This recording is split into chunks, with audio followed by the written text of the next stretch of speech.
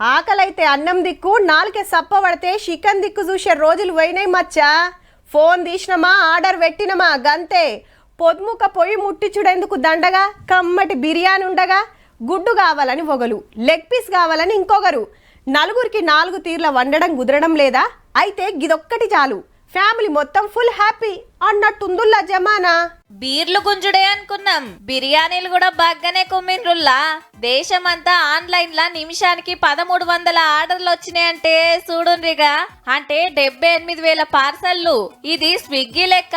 31st ఒక్కనాడే 3 లక్షల బిర్యానీలు supply చేసిండ్రట.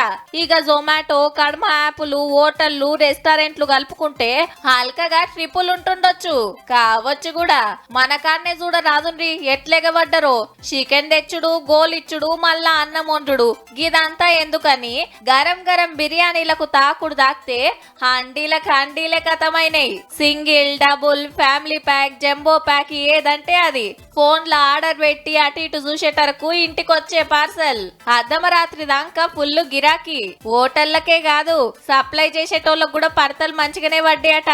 బిర్యానీ తర్వాత 2 లక్షల పిజ్జాలు, బర్గర్లు గుమ్మేసిండ్రట. కొందరు మిఠాయిలు కాయ చేసిరట నోరు తీపి చేసుకోవాలని. ముచ్చట చెప్తుంటే అబ్బా ఈ సలికి గరం గరం బిర్యానీ తింటే బాగుండే అనిపిస్తుందిలే. అట్లుంటది మళ్ళా బిర్యానీ అంటే.